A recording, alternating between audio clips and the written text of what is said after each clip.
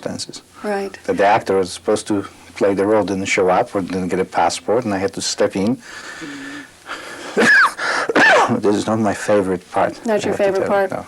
Well, the thing about Saturn is it's where we have the most difficulty, but oftentimes it's where we get the greatest joy because that's where we really learn about things. So I would imagine and because it's in the sign of Leo, Leo is the sign of the actor, I would imagine that you were able to learn from the process when you were actually in front of the camera. Do you think it then helped with your directing? Yes, it does. Yeah. Yes, it did. Yeah, I think but even though you don't like it, it's a helpful, it's kind of a push-pull kind of a feeling. And it was also part of our schooling, our education, that we had to be actors. Mm-hmm. Not only work with actors, but we have to also, it was for 3 years we had to act. Oh, really? Yes. Did you go to a film school in Poland? Yes, I went to the Polish film school. The Polish, yes, yeah. Famous film school that Roman Polanski and Krzysztof Kieślowski graduated from, and then I went for 2 more years to American Film Institute in Beverly Hills in California. Was that much later? Well, I finished my Polish study in '68, and that's when the Polish government kicked me out of the country. Oh. And then was in the first bunch at AFI in 70 and 71. So it wasn't. So you were a student when you came to this country, or a student age? Well, I was done with my studies in Poland. There. I started early. That's true. Mm-hmm. Because I think of '68 as being the time, I know in Paris, that was the time that there was all kinds of demonstrations, and there seemed to be kind of a feeling, my sense was that all of Europe, there was kind of a bit of an uproar. Was there something particular that was happening in 1968 in Warsaw? Yes, what happened in Paris was a small potato. Right. Compared to what happened in Poland. I mean. But we didn't hear about it. Paris, we heard about. Yeah, well, there were Yeah. On one level, there were student riots in Poland. There was the beginning of the last purge of the Jews from the country. Shortly after, you had the invasion of Czechoslovakia. In the middle of it was Paris riots on Sorbonne. I mean, it was interesting time. Interesting time. I know I was in Paris in 1968, so that was I have a memory of that. Well, that's very interesting. So you then went to school in California, and then you started immediately making films. You stayed there and... Yes, although in a different way. You see, when I didn't plan to live in the United States. I mean, if I had choice, I would have gone to France when I spent part of 1967. And what happened is the Polish government gave me a scholarship to Hollywood, and 2 weeks after I arrived in Los Angeles, they stripped me of the citizenship and took away my passport. Well, that's kind of contradictory. They give you a scholarship and then they... Well, there was the reason. Yeah. There was something behind it. I mean, they wanted to get rid of the whole family, and they did it. They did it very successfully. Basically, in one day, we were all out, stateless in different countries. Really? And on the other hand, what showed me for a filmmaker showed me a better place to get stranded than in Hollywood. Really? That's wonderful. So what were your early days of making films there after you went to the school? What were the first films you made, or how did you Well, my first problem was the language, really. So I couldn't direct, I couldn't write because I did not speak English. And so when I got to the American Film Institute, I was one of the so-called producing fellows. There were 2 of us, and that we didn't have to direct, but they taught us how to produce a motion picture, which for somebody coming from the totalitarian communist system was a big, rude awakening. What do you mean we need money to make a film? Really? In Poland, you wrote the script, they gave you money, you ran out of budget, you wrote them a letter, I ran out of budget, they gave you more money, they were printing it, you know. Right. In this country, you know, we became beggars. We had to go and convince people that they're going to make money. And well, it's an interesting thing in your chart because you have no earth in your chart. There are 4 elements in astrology. There's earth, fire, air, and water. And you have lots of the others, but no earth. And earth is what deals with money. and material matters. So usually where there's a lack of something in astrology, we say that you have to work harder at it. So Well, that's it also could prove that I don't walk on Earth. Right. I'm dreaming constantly about something. Is that true? And to a degree, yeah, you have to. You have to. I Well, mean, certainly if you're a otherwise- filmmaker. And so my first films were after I left the institute. I ended up producing first 2 films for Roger Corman, which was a great lesson how to stretch a buck. That's great. Yes, he's known for that. I mean, that's wonderful. Well, the people that we were in the offices that we shared. I mean, my next door neighbor was Francis Ford Coppola. A couple doors down the hall was Peter Bogdanovich. Wow. And it was a very interesting, Exciting time to be there. And Yeah. the first feature that I produced was the first feature actually of Jeremy Kagan called "The Love Song" by Charles Faberman, which again gave us an interesting insight how to title a film, how important a title is. Yes, very important, yes. Because we called it, the original title was The Palindrome, and we found out that most of the people don't know what the palindrome means. Palindrome? Palindrome. I don't. Madam, I am Adam. If you read from both sides, it's always Madam, I am Adam. Okay, It's a palindrome. okay.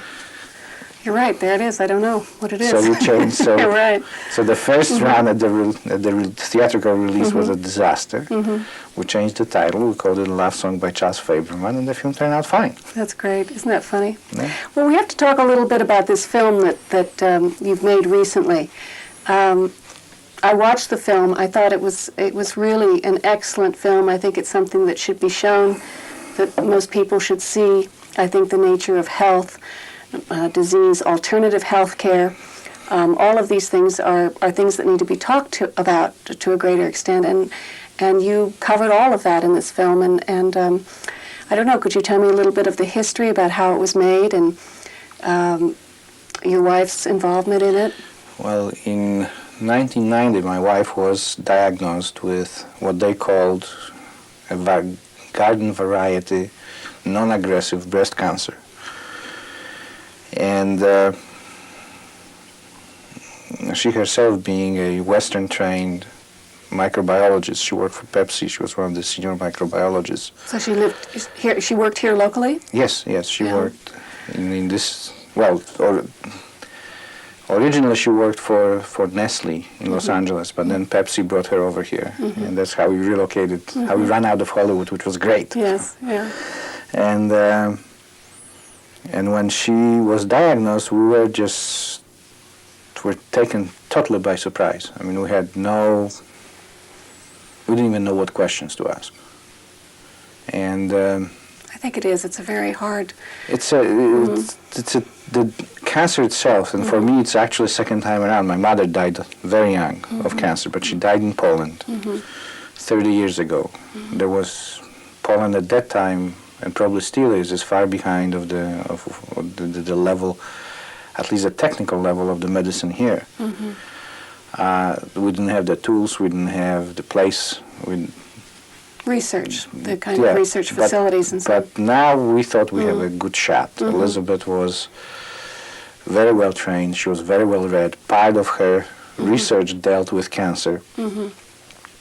So we thought, at least from the point of view of prevention and hopefully finding a cure or a proper treatment, we thought we were ahead of the game.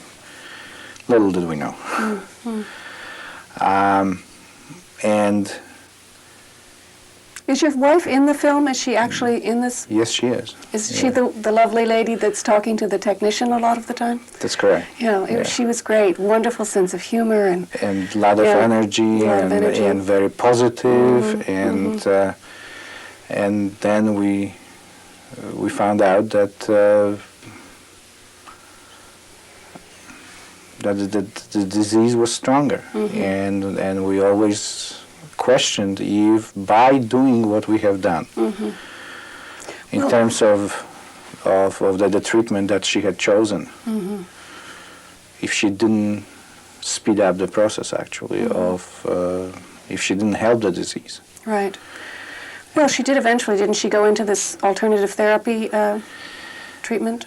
She did. She did. But you see, the one thing is to go to alternative treatment right at the beginning, when your system is strong, where your immune system is not compromised. Yeah?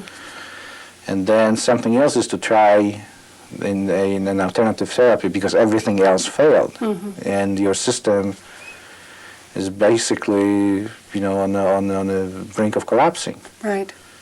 Right. Yeah. But if you were going to, I mean, I think what the film has stated is that, and what you have allowed people to see is that right away, if you can, through your own tragedy, you have allowed people the possibility of seeing so many different ways that you can try to come at this disease if you start right at the beginning, as quickly as you can. If you try some of these alternative therapies either in conjunction with regular medicine or whatever. I mean, it seemed to me that you opened up the possibilities of ideas, and it made me expand. And it's interesting because I have this little theory. In astrology, we talk about the sign of Cancer being ruled by the moon. Now, astrology is always about making correlations between images and ideas, which I think is a little similar to what you do with filmmaking. And I believe that somehow if we can understand the nature of gravity, because Cancer is ruled by the moon, what does the moon do to us as human beings? It controls the gravity and how the tides move and so on. So I feel that the better that we understand the nature of gravity, I think this is going to be incorporated in, perhaps one of the initially alternative therapy groups, therapy ideas or concepts and so on.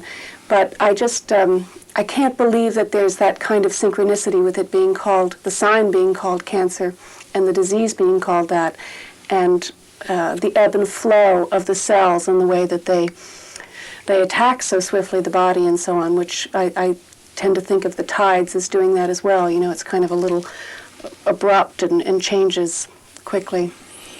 But you see, what you have to think what cancer really is. I mean, the cancer is unique in a sense that it's not, at least so far, it hasn't been a virus or a bacteria. It wasn't an invasion of a foreign body into your system.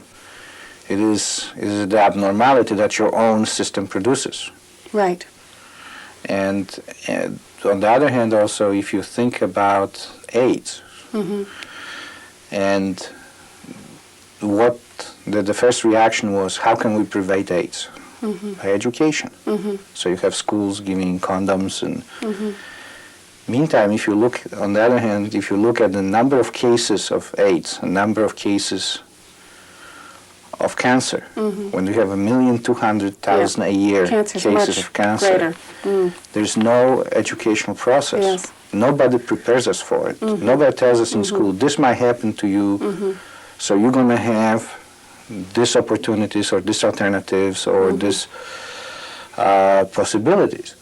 What happens is you get hit with it, and then you scramble and you start looking for what can I get an information. Right. But that's and then where you your find film. out you cannot get information. Well, but this is where your film has been, I think, so helpful, because you have given a lot of ways for people to go about finding about the information and to open the discussion. I think that so much of this has to be not just the scientists and the physicists and the regular medical doctors talking about it, but people, other creative people talking about what is the nature of cancer, what is the nature of disease. In the esoteric community, they talk about it. You separate the word, dis-ease. It's being out of ease. So these are ideas that one has to think about, and I think you've brought this very much to the forefront with your film, because you've given people many, many things to think about with it. That was the goal, actually. Right. I didn't make this film to answer any questions, and for those who are looking for answers, this is really not a film. Right. But this is the film to start ask questions and start asking questions early enough, so we don't get caught in it. Right, but I think you did that beautifully, and I think the nature of things today is that people do want, particularly in this culture, but it's becoming global, instant gratification. People want to have instant answers, and I think people are beginning to realize that there are less and less of them. and that the best thing that we can do is to ask questions. So certainly you have made a big inroad with that.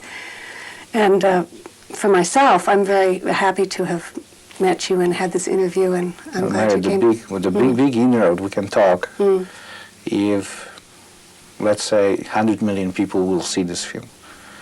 Right now, what we have, the film has been finished for almost a year now. And all the, I mean, in a sense, it's an amazing film because we did come out theatrical, Right. you know, in Well, we're in going to several- start. We're going to start right here at WVIP, and I want to thank you for being here with me today. I really enjoyed our conversation. Thank you. I'm Mary Michele for WVIP. And Mary Michele will be taking your calls right after these words at 241-1310. Any question you have about astrology, 241-1310, the number to call. We have open lines now. A major traffic tie-up has been reported on North Bedford Road in Mount Kisco. According to authorities, it's the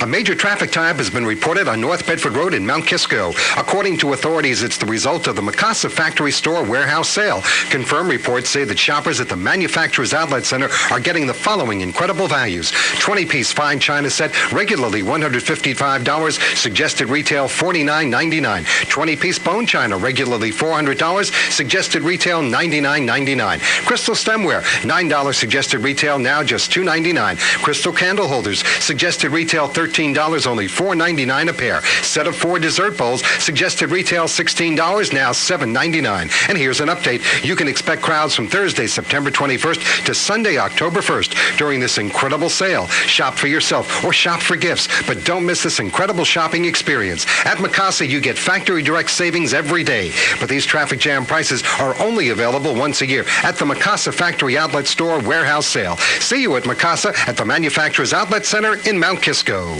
All right, we're 9:31 at WVIP in Mount Kisco and Cable Channel 12. Looking at our forecast from Steve Pelletieri, cloudy with showers today, the high 70 to 75. It is very humid out there right now. And tonight we're expecting more showers, maybe some thunderstorms. Overnight low 53 to 58 as a cold front passes through. Saturday becoming partly sunny and breezy, 60 to 65. Sunday partly cloudy, high in the 60s. Monday cloudy near 60, and Tuesday fair, high near 60 degrees. If you would like to call Mary Michele, we have an open line at 241-1310. Give us a call now. Mount Kisco Chevrolet Geo announces Our 72-hour sale. for 72 hours Our doors. will not close. Mount Kisco Chevy Geo's 72-hour sale This is definitely our biggest sale of the year. on Camaro, Monte Carlo, Blazers, Lumina, Geo Trackers, Prism, and Metros. Plus hard-to-find vehicles like Tahoes and full-size Suburbans. all are on sale. Come by Mount Kisco Chevrolet Geo anytime, Day or night. Thursday through Sunday. For 72 hours. 72 hours. You will say. And save big. To do this sale, Mount Kisco Chevy Geo has built up a huge inventory of new and pre-owned automobiles. Our entire inventory of pre-owned vehicles are also on sale. At Mount Kisco Chevy Geo, we've hired extra staff to handle the volume, so you don't have to wait. The best never rest, the sale that made us famous. Our 72-hour sale at Mount Kisco Chevrolet Geo, 175 North Bedford Road, Mount Kisco, New York. Hurry. The clock is ticking. 9:33 the time at WVIP. Time now for Mary Michele. Good morning, ma'am. Good morning, Mike. How are you today? Okay, when last we talked, which was last Friday, we were talking about Mercury. Exactly. And we're still going to talk about Mercury. By the way, Mary Michele taking your calls, 241-1310. I think it's kind of important to talk about Mercury today, in as much as, I don't know if you all out there have been feeling it, but there's been a little difficulty with communication and transportation. Things have just, nothing terribly serious, but just a little frustrating, perhaps. And today, Mercury went retrograde, so I don't know. Here, there's been quite a bit of confusion at the station with Mike being out this morning and all different kinds of things, different just not your regular routine. That's Nothing right. bad. Well, actually, twice this week we were out. But Yeah. all right, when you say retrograde, I you know, every time you say it, I always ask the question because I always keep forgetting what retrograde means. Retro, going backwards. Right? Grade. by degrees, slowly, by degrees. I think one of the perfect examples of Mercury retrograde is Michael Jackson's moonwalk. Michael Jackson was born under the sign of Virgo, which is ruled by Mercury. And the dance that he perfected, or the first thing that we kind of remember about him, is that dance where you're kind of going backwards slowly. And it's a correlation that works well with the image of Mercury. So he really represents it, being, born under the sign of Virgo, ruled by Mercury, and also the slight ambiguity in his sexual preference. Mercury is somebody. Yes. Mercury is somebody that doesn't. He's kind of incorporates both the male and female within himself. So, I think there's always been some confusion about Michael Jackson to the world at large and to himself, and in a way that's been his attraction. I think that a lot of younger people, particularly, for a time in their lives, might have a little confusion about which side of themselves, which is the female and which is the male. I mean, it doesn't necessarily mean that they're going to, actively pursue a same-sex, relationship or something, but it does, as when people are young, very young, there's this thing where there's a lack of surety.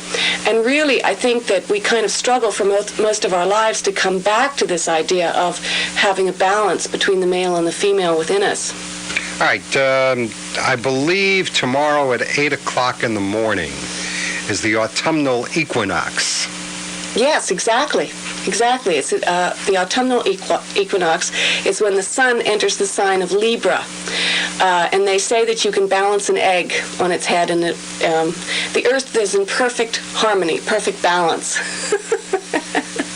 So, do you have to have a flat dive? That's another story. What are some of these? What is the significance of the sun entering the house of Libra? I'm correct in my the sign of Libra. What are these significant things that people should be aware of? Is there going to be a change in everybody tomorrow? Well, I think, the past few days and on in tomorrow, there are three planets that are in the sign of Libra right now, the Sun, Mercury, and Venus. So the nature of the mind, Mercury, Venus, the way we love people, and the Sun, the will, is it's influencing all of us to try to be more diplomatic, to work out things versus saying, well, I've got to have it my way. The sign for Libra is the scales of justice, the balance, and Libra is a sign that always wants to have everything be in balance, in harmony. So there's more of a feeling during the month of October of that trying to happen. And when you think about it, with the Earth being perfectly balanced between day and night, it's the equal amount of daylight hours and nighttime hours. That's what's happening at the equinoxes. It's about creating this kind of harmony and understanding that there's always a push-pull, that one has to try to really understand other people's points of view and work with them, and it's a good time of year, but it can be frustrating, particularly if there's something that you really, really want to do for yourself, because you're going to be pulled in another direction where someone's going to say, I want to do it this way. And you're going to always have to think about that other person. Here is probably the wildest question you have probably heard in the last couple of days. By the way, we're talking to Mary Michele, taking your calls on astrology, 241-1310 if you have a particular question. O.J. Simpson, judge is going to charge the jury today, the defense, the prosecution, both going to rest officially today. No more witnesses. Final statements come starting next Tuesday. Is there anything that we might want to look at the stars and say, the jury is going to weigh it? If we're in Libra, where they're the scales of justice. Any connection? Is there anything that O.J. should be worried about or happy about? I think regardless of how it comes out, O.J. is going to be a man that is going to live with a terrible burden. I can't say whether it's deserved or not deserved, but anyway, his life is unalterably changed. And I also think that he has unalterably changed our perception of the legal system. It's interesting because when the murders were committed, Mercury was retrograde. And here again, we have, the time of the closing of this trial coming when Mercury's retrograde. Well, the nature of Mercury retrograde is that there is no conclusive answer. I don't think anyone's going to be satisfied with the outcome of this trial. I don't think he will be satisfied. I don't think that the public will be satisfied. Black, white, race, all these different things. There's just going to be kind of a general feeling of malaise.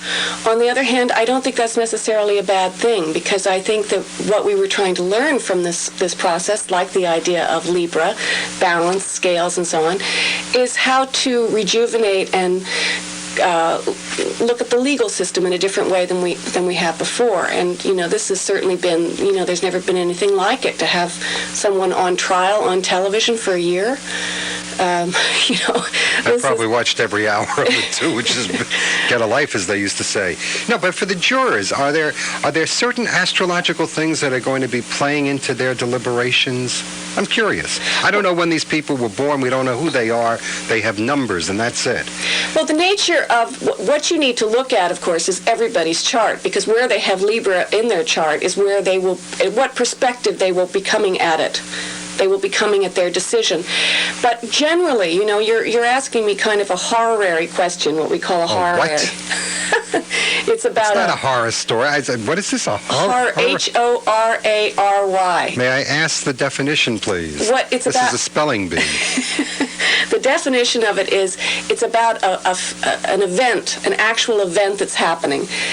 So you're kind of eliminating everything else. You're eliminating all of the other people's free will, the jury, the judge, the lawyers, everybody. You're asking me something that is very much about this exact moment. How do I perceive it? How can I interpret it? And this is about a concept, really. It's a concept. And as I said before, with all these planets in the sign of Libra, I think that there will be, it's made people more reflective and contemplative about the idea of the law. What is the law about? The symbol for the law is the blind lady with the scales of justice. And the scales of justice are the sign that represent Libra. And astrology works like that. The symbols for astrology are everywhere. So really, the lady of justice is being put on trial here. She is being re-examined. And, I know that it doesn't sound very satisfactory as an answer to your question, Mike, but I think that it's more that we're going to have to rework and rethink how we deal with.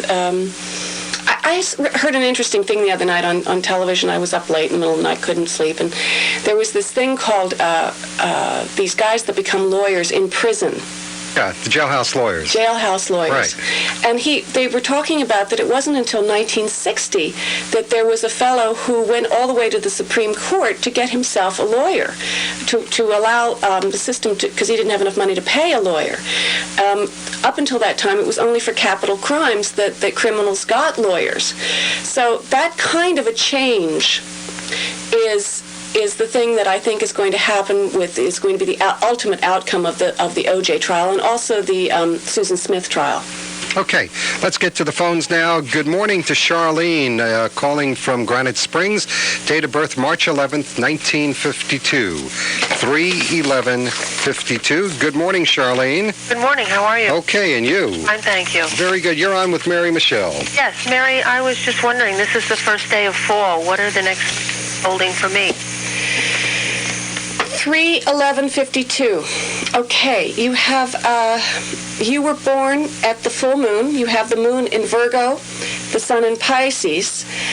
Have you been looking for work? Has work been something that's been preoccupying you for the last few weeks? Yep. It has. That's right. I think that probably you're set. I mean, did something happen within the last week where did it come to some kind of definition, structure for you? Not really. Not really? Well, if that's not the case, then it's probably going to be another 3 weeks before you have some kind of clarity. Now, this is not necessarily a bad thing. What this means is that you have to go back and rethink and restructure and reorganize, reanalyze.